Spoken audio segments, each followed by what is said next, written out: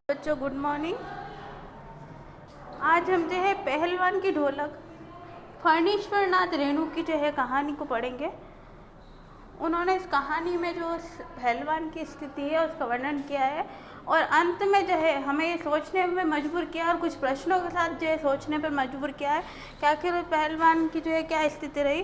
तो जब हम पाठ पढ़ेंगे तो हमारे मन में जो है प्रश्न उत्पन्न होंगे और उस प्रश्नों के उत्तरों को हम जो है खुद स्वयं ढूंढने की ऐसी जो है कोशिश हमारी रहेगी कि हम जो है लेखक हमें क्या समझाना चाहते हैं ये हम समझेंगे। जाड़े का दिन, अमावस्या की रात, ठंडी और काली, मलेरिया और हैजे से पीड़ित गांव भारियत शिशु की तरह थर थर काँप रहा था। अब देखिए क्या कह रहा है, जाड़े की रात थी और जाड़े के दिन थे, है ना। और वो कह रहे हैं कि जो है अमावस्या की रात थी और ठंडी भी थी और काली भी थी, क्योंकि जो है अक्सर क्या होता है ठंडी ठंडी रातें होती है और काली काली होती है। और लोग किससे पीड़ित थे? मलेरिया और हैजे की बीमारी से जो है लोग पीड़ित थे। और जो गांव है वो जो है शिशु की तरह क्या कर रहा था, थर थर काँप रहा था। यानी कि जो गांव के जो लोग हैं, गांव नहीं गांव के जो लोग हैं वो कैसे काँप रहे थे? शिशु किसी छोटे बच्चे की तरह जो है बीमारी से क्या है भयभीत थे, ग्रसित थे और लोग जो है घबरा रहे थे। पुरानी और उजड़ी बांस फूस की झोपड़ियों में अंधकार और सन्नाटे का सम्मिलित साम्राज्य, अंधेरा और निष्पदता। और अब जो लेखक कह रहे हैं कि जो है उस समय जो स्थिति है गांव की, आपको पता है गांव में कच्ची झोपड़ियाँ ही हुआ करती है। तो लेखक कह रहे हैं कि जो है पुरानी सी झोपड़ियाँ उजड़ी सी और किसकी बनी है, वो बांस और फूस की, और जो है वहाँ पर अंधकार छाया हुआ है और एक तरीके से जो है लोगों को बीमारी के कारण क्या है सन्नाटा भी सम्मिलित है, अंधेरा भी है और निष्पदता भी है, यानी कि चारों ओर जो है अंधकार छाया हुआ है। अंधेरी रात चुपचाप आंसू बहा रही थी। लेखक कह रहे हैं कि जो अंधेरी रात है वो सन्नाटे की तरह गुजर रही थी एकदम, और जैसे कोई रो रहा हो सिसक सिसक कर, ऐसे वो गुजर रही थी।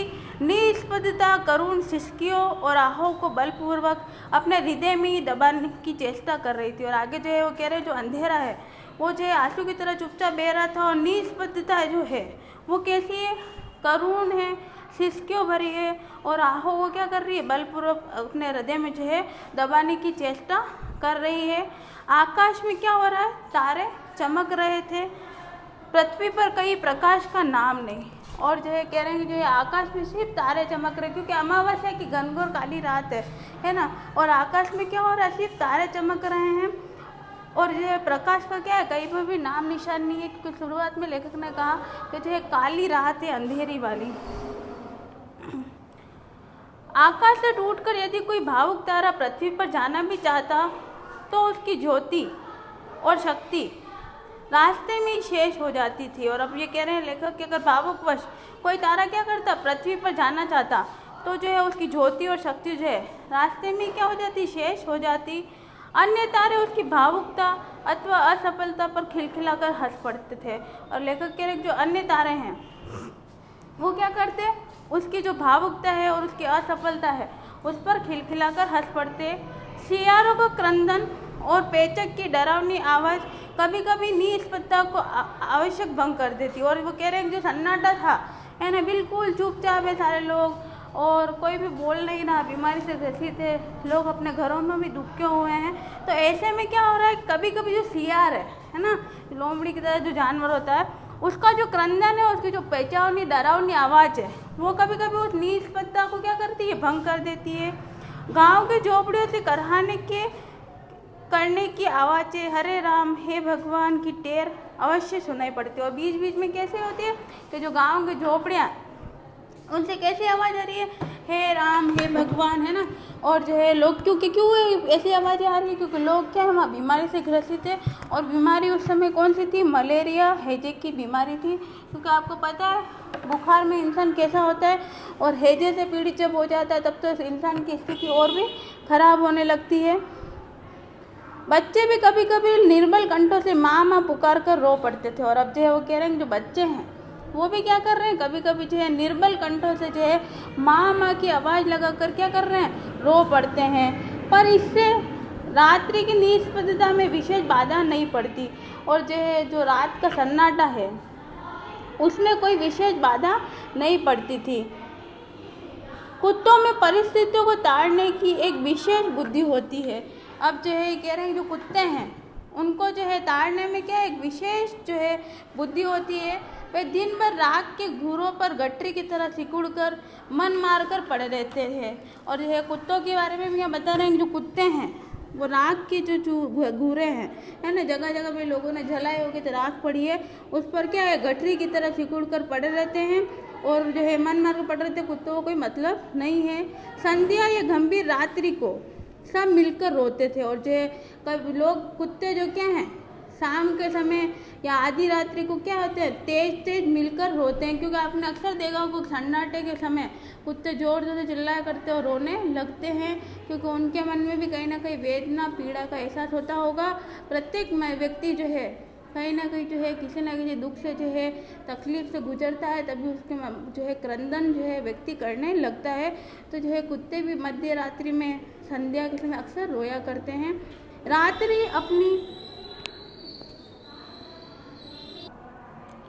रात्रि अपनी भीषणताओं से के साथ चलती रहती है और उसकी सारी भीषणता को ताल ठोक कर ललकारती रहती है थी सिर्फ पहलवान की ढोलक। अब ये कह रहे हैं कि जो रात है वो अपनी भीषणता, लोग रो रहे हैं, अंधकार है, कहीं कुछ और परिस्थितियाँ है, सब कहीं ना कहीं दुख की स्थिति है। तो ऐसे में जो है रात तो गुजर रही है, लेकिन उसके बीच में उस रात को जो है ताल ठोक कर ललकारती सिर्फ एक ही ध्वनि और वो पहलवान की ढोलक है। संध्या से लेकर प्रातःकाल तक एक ही गति से बजती रहती है। और अब कह रहे हैं जो संध्या उससे लेकर जो है प्रातःकाल तक वो क्या है वो ध्वनि वो उसकी ताल और ढोलक की एक साथ क्या होती है बजती रहती है। चट धा घिड़ धा चढ़ धा घिड़ धा, यानी आजा भीड़ आजा भीड़, बीच बीच में चटाक चट धा चटक चट धा, यानी उठाकर पटक दे उठाकर पटक दे, है ना। ऐसे करके जो है ढोलक की जो है तम तमातम जो है ध्वनि जो है लगातार बजती रहती है। यही आवाज़ मृत गाँव में संजीवनी शक्ति भरती रहती थी। और जो है यही जो ध्वनि है एक ढोलक से जो है थपकार कर जो है पहलवान बजाता रहता है, यही उस गांव के लिए क्या है एक जो है ऊर्जा का जो है स्रोत मानी जा रही है। लोगों में क्या भरती रहती है संजीवनी शक्ति भरती रहती थी। लुट्टन सिंह पहलवान, और जो है इस पहलवान का नाम क्या है लुट्टन सिंह पहलवान। यो तो वह कह रहा था लुट्टन सिंह पहलवान को होल इंडिया भर के लोग जानते हैं।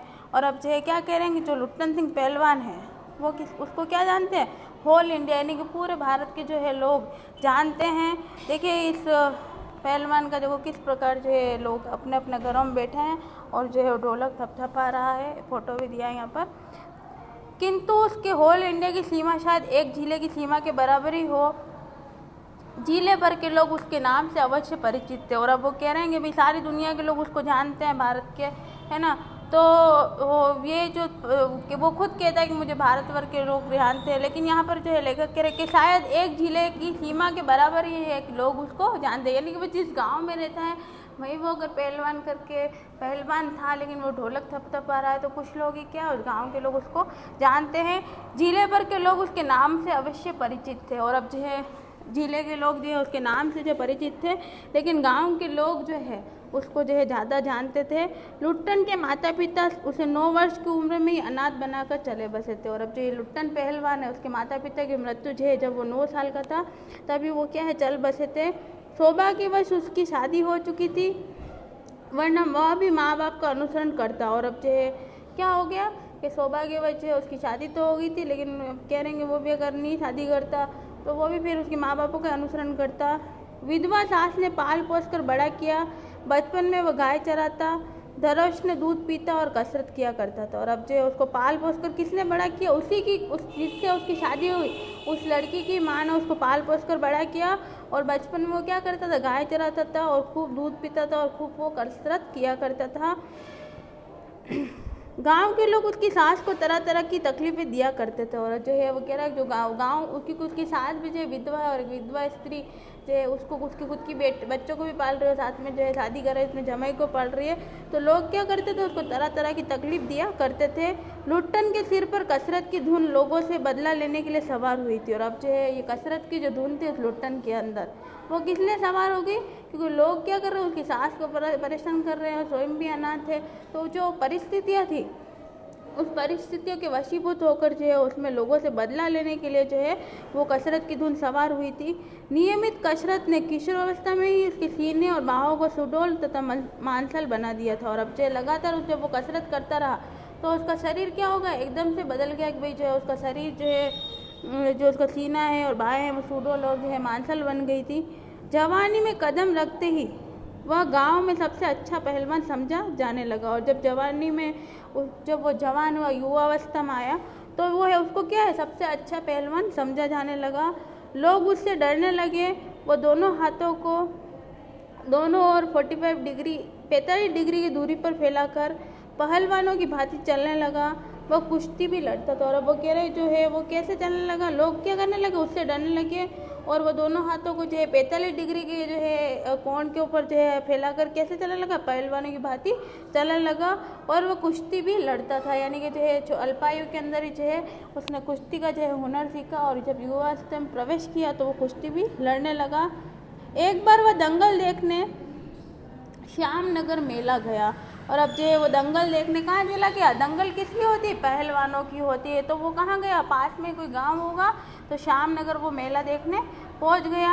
पहलवानों की कुश्ती और दाव पेच देखकर उससे नहीं रहा गया। और जो है वो कहने लगा कि देख, जब उसने वो खुद भी पहलवानी सीख रहा था, पहलवानी उसने कर ली थी। तो अब वो जब वो पहलवानों की दाव पेच उसने देखे तो वो देख के नहीं रह पाया। जवानी की मस्ती और ढोल की लड़खड़ती हुई आवाज़ ने उसकी नसों में बिजली उत्पन्न कर दी। उसने बिना कुछ सोचे समझे दंगल में शेर के बच्चे को चुनौती दे दी। और अब जो है बिना सोचे समझे वो कहाँ उतर गया, मैदान में उतर गया। और वहाँ पर सामने जो है पहलवान, ताकतवर पहलवान जिसे शेर का बच्चा कहा जा रहा है, उसको उसने चुनौती दे दी और उससे जो है पहलवानी करने उतर आया। शेर के बच्चे का असली नाम था चांद सिंह। और उस शेर के बच्चे का नाम क्या है, चांद सिंह। क्योंकि अक्सर आपने देखा होगा कि जो है पहलवानों की भी दंगल हुआ करती है और पशुओं के साथ भी जो है दंगल करवाई जाती है। तो यहाँ शेर के बच्चे का नाम चांद सिंह था। वह अपने गुरु पहलवान बादल सिंह के साथ पंजाब से पहले पहल श्यामनगर मेले में आया था। सुंदर जवान, अंग प्रत्यंग से सुंदरता टपक पड़ती थी। 3 दिनों में ही पंजाब और पठान पहलवानों गिरोह के अपनी जोड़ी और उम्र के सभी पट्टों को पछाड़ कर उसने शेर के बच्चे की टाइटल प्राप्त कर ली। और अब जो है उसने क्या करा, लुट्टन पहलवान ने कि उसने अपना जो है दबंगी जो है दंगल बताया। सुंदर सा वो दिख रहा है, अंग प्रत्यंग उसके अच्छे सुंदर है। 3 दिन में उसने जो है पंजाब और पठान के जो पहलवान थे उनको गिरोह में क्या कर लिया, अपनी जोड़ी शामिल कर ली। और उन पट्टों को पछाड़ कर उसने क्या किया, शेर के बच्चे की टाइटल कर ली। इसलिए वह दंगल के मैदान में लंगोट लगाकर अजीब किलकारी भरकर छोटी दुल्की लगाया करता था। और अब जो है उसने क्या कर लिया, दंगल के मैदान में लंगोट लगाई और लंगोट लगाकर एक अजीब सी किलकारी भरी है ना, हंसना जिसको हम कहते हैं, छोटी दुल्की लगाई, यानी कि जो है लौटने लगा। देशी नौजवानों पहलवान उससे लड़ने की कल्पना से भी घबराते थे। और अब जो है जितने भी देशी नौजवान थे, है ना, वो उससे लड़ने से घबराते थे। अपने टाइटल को प्रमाणित करने के लिए ही चांद सिंह बीच बीच में दहाड़ता फिरता था। और अब जो है जो चांद सिंह के बारे में बात हो रही है, तो जो चांद सिंह जो है अपनी जो है टाइटल और अपनी जो है खूबसूरती और जो है अपनी जो अलग ही पहचान जो उसने बनाई है ना, सुंदर सा है वो, और पहलवानों के गिरोह में शामिल है ना, उनको सबको पछाड़ चुका है वो। तो जो है बीच बीच में वो क्या करता रहता था, दहाड़ता रहता था।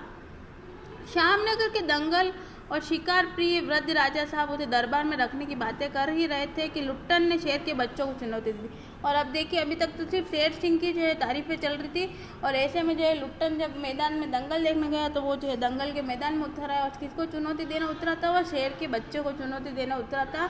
सम्मान प्राप्त चांद सिंह पहले तो किंचित उसकी स्पर्धा पर मुस्कुराया, फिर बाज की तरह उस पर टूट पड़ा। और अब जो चांद सिंह नाम का जो पहलवान था, है ना, जिसको शेर के बच्चे की संज्ञा दी गई है, तो शेर के बच्चे की संज्ञा देना यानी कि बहुत ही ताकतवर पहलवान था, तो उसका नाम चांद सिंह है। तो वो जो है अब जब लुट्टन पहलवान उससे जो है स्पर्धा में उतरा तो उसने क्या करा, वो मुस्कुराया और फिर उसके ऊपर कैसे पहलवानी करने के लिए टूट पड़ा। शांत दर्शकों की भीड़ में खलबली मच गई। पागल है पागल, मरा है मरा मरा। पर वाह बहादुर, लुट्टन बड़ी सफाई से आक्रमण को संभाल कर निकल कर उठ खड़ा हुआ और पेतरे दिखाने लगा। और अब जो है लुट्टन भी जो है कम नहीं था। भाई लोगों ने कहा भीड़ में कि भाई कहाँ लड़ने उतर गया तू, इससे तो पागल है, हर कुछ कहने लगा लुट्टन को, है ना। और जो है मरा मरा ऐसे करने लगे कि भाई मर जाएगा, वो बहादुर है ना।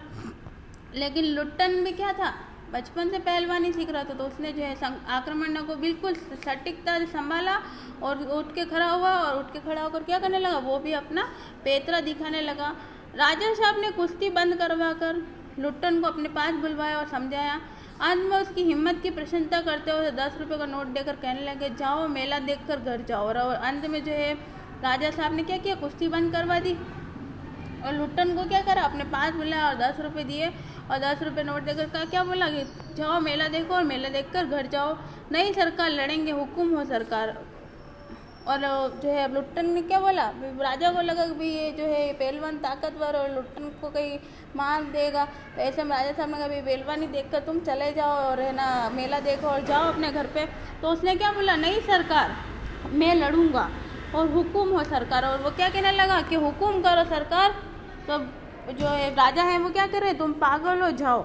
मैनेजर साहब से लेकर सिपाहियों तक ने धमकाया, देह में गोश्त नहीं, लड़ने चला है शेर के बच्चे, सरकार इतना समझा रहे हैं। और अब वो क्या कहने लगे, जो राजा के मैनेजर थे, सिपाही, तो उन सब ने उसको डराया धमकाया कि भाई तुम इस ताकतवर पहलवान से लड़ने के लायक नहीं हो, तुम्हारे शरीर में गोश्त नहीं यानी मांस नहीं है और तुम लड़ने चलो किससे, शेर के बच्चे से, सरकार इतना समझा रहे हैं। दुहाई सरकार, पत्थर पे माथा पटक कर मर जाऊंगा, मिले हुक्म। वह हाथ जोड़कर गिड़गिड़ाता रहा। और फिर जो है वो लुट्टन भी जो है बार बार क्या है उस पर जो है दुहाई देने लगा, पत्थर पे माथा पटक कर जो है कह रहा मर जाऊंगा।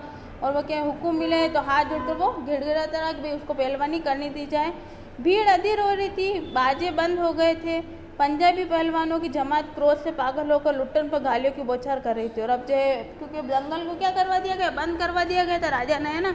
और भीड़ भी कैसे हो रही, अधीर हो रही, इधर उधर लोग बिखरने लगते। जब दंगल खत्म हो गया तो लोग देखने को क्यों खड़े होंगे, है ना। तो लोग भी इधर उधर होने लगे। और कुछ पंजाबी जो पहलवान थे, उनकी जो जमात थी, बहुत सारे इकट्ठे हुए थे, वो पागल होकर क्या कर रहे थे, लुट्टन पर गालियों की बौछार कर रहे थे, यानी कि लुट्टन को गालियां दिया कर रहे थे। दर्शकों की मंडली उत्तेजित हो रही थी। कोई कोई लुट्टन के पक्ष से चिल्ला उठता था उससे लड़ने दिया जाए, और कुछ जो दर्शक देखने वाले और लुट्टन की तरफ से जो है अपना वो जो है जोर जोर से आवाज़ लगाते कि भाई लुट्टन को क्या दिया जाए, लड़ने दिया जाए। क्योंकि दंगल में मज़ा जो है भाई जो आत्मविश्वासी है, जिसमें विश्वास है। हमने भी देखी है दंगल मूवी जो है आमिर खान की, किस प्रकार वो उन दोनों को जो है गीता और बबीता को जो है तैयार करता है, एक बार दंगल लड़ने जाती है ना। तो जो है वो भी गीता भी जो होती है, जो है वो भी दुबली पतली लड़की होती है ना, तो भी वो क्या करती है, दंगल लड़ती है और आखिर जो है अपने भारत के लिए गोल्ड भी लेके आती है। तो ऐसे में जो है जिसमें हौसला है, जिसमें विश्वास है, वो हर चीज़ को क्या कर सकता है, जीत सकता है। तो यहाँ पर भी जो है लोग चिल्ला चिल्ला कर उसको प्रोत्साहन कर रहे हैं कि भाई लुट्टन को लड़ने दिया जाए। अकेला चांद सिंह मैदान में खड़ा व्यर्थ मुस्कुराने की चेष्टा कर रहा था। पली पकड़ में ही अपने प्रतिद्वंदी की शक्ति का अंदाजा उसे मिल गया था। और अब जो है जो चांद सिंह है वो क्या है, मैदान में खड़ा और मुस्कुरा था। उसको लग रहा था कि भाई जो है पहली पकड़ में जो है लुट्टन उसके कब्जे में आ गया, यानी कि वो उससे हार जाएगा। तो वो अपने आप में जो है अपने विजय होने का जो है अंदाजा लगा रहा था। विवश होकर राजा साहब ने आगे दे दी, लड़ने दो। और अब जो है जब उसने लुट्टन ने भी क्या करा, भाई राजा साहब से बार बार विनती की, तो राजा साहब ने अंत में उसको लड़ने की अनुमति दे दी। बाजे बजने लगे, दर्शकों में फिर उत्तेजना फैली, कोलाहल बढ़ गया। मेले के दुकानदार दुकान बंद करके दौड़े। चांद सिंह की जोड़ी चांद की कुश्ती हो रही है। और अब जो है सारे लोग कैसे फिर से बाजे बजा, और देखने वाले दर्शक जो हैं वो कैसे हो गए, उत्तेजित हो गए, भाई दंगल फिर से शुरू हो गया। और कोलाहल यानी शोर शराबा जो चारों ओर होने लगा। तो मेले में जो दुकानदार थे वो भी दुकानें बंद करके जो है उसकी कुश्ती देखने के लिए आने लगे। चट्टा गिरता चट यानी कि ढोल की आवाज़ आने लगी। भारी आवाज़ में एक ढोल जो अब तक चुप था बोलने लगा, ढाक दिन ढाक दिना, अर्थात वह पट्टे लुट्टन को चांद ने कसकर दबा लिया था और लुट्टन को जो है चांद सिंह ने क्या कर लिया, कस के दबा लिया था। अरे गया गया, और दर्शकों ने क्या देखा, भाई चांद सिंह ने उसको दबा लिया, इसका मतलब लुट्टन तो गया। दर्शकों ने तालियां बजाई, हलवा हो जाएगा, हलवा हो जाएगा, हंसी खेल नहीं, शेर का बच्चा है बच्चू। और जो है अब वो, क्योंकि जो है भाई चांद सिंह तो फेमस पहलवान है, और उसमें लुट्टन उससे जब लोहा लेने गया है ना, युद्ध लड़ने गया वो, तो जो है एक लोग दर्शक कह रहे भाई तू तो बच्चा है, उस लुट्टन को है ना हंसी खेलनी है, शेर के बच्चे से लड़ना। फिर वापस वही ढोल की धनकार चल रही है, चढ़ गिरता चढ़ गिरता चढ़ गिरता, मत डरना मत डरना मत डरना, यानी कि उसके दिमाग में क्या चल रहा है, मत डरना। किससे मत डरना, और शेर सिंह से मत डरना। लुट्टन की गर्दन पर केहूनी डालकर चांद चित करने की कोशिश कर रहा था। वही दफना दे बहादुर बादल सिंह अपने शिष्य को उत्साहित कर रहा था। लुट्टन की आंखें बाहर निकल रही थी, उसकी छाती फटने को हो रही थी। राजमत बहुमत चांद के पक्ष में था, सभी चांद को शाबाशी दे रहे थे। और अब जो है सारे लोग भी उसको जो है चांद सिंह को जो है शाबाशी दे रहे थे, और सभी लोग जो है उसको उसके पक्ष में भी थे। लुट्टन के पक्ष में सिर्फ ढोल की आवाज़ थी, और लुट्टन के पक्ष में सिर्फ क्या थी, ढोल की आवाज़ थी, जिसकी ताल पर वह अपनी शक्ति और दाव पेच की परीक्षा ले रहा था। और जो है उसको ढोल की आवाज़ क्या दी थी, हार मत डर मत, है ना, और जो है आगे बढ़, ऐसे जो है उसके मन में जो है बहुत सारे सवाल और ढोल की ध्वनि से ही चल रहे थे, उसको कोई प्रोत्साहन करने वाला नहीं था। अचानक से जो है क्या हुआ, लुट्टन के पक्ष में सिर्फ ढोल की आवाज़ थी, जिसकी ताल पर वह अपनी शक्ति और दाव पेच की परीक्षा ले रहा था, अपनी हिम्मत को बढ़ा रहा था। अचानक ढोल की एक पतली आवाज़ सुनाई पड़ी, धाक धीना तिरकट धीना, धाक धीना तिरकट धीना। लुट्टन को इस पर सुनाई पड़ रहा था, ढोल कह रहा था दाव काटो बाहर हो जाओ, दाव काटो बाहर हो जाओ। और अब जो है क्या कह रहा था ढोल की आवाज़ उस लुट्टन को, कि जो है दाव काट, यानी कि जो है अब मैदान से क्या हो जाओ, बाहर हो जाओ। यानी कि उस ढोल की आवाज़ से जो है उसको प्रोत्साहन भी मिल रहा था, और जो कुछ था वो ढोल की आवाज़ ही था। जब वो दंगल में उतरा तो ढोल की आवाज़ से ही जो है वो अपने आप को जो है अपना आत्मविश्वास बढ़ा रहा था। तो आज के लिए इतना ही। इस पार्ट को हम और आगे पढ़ेंगे, ताकि हमको पता चले कि आखिर जो लुट्टन पहलवान उसकी क्या कहानी है।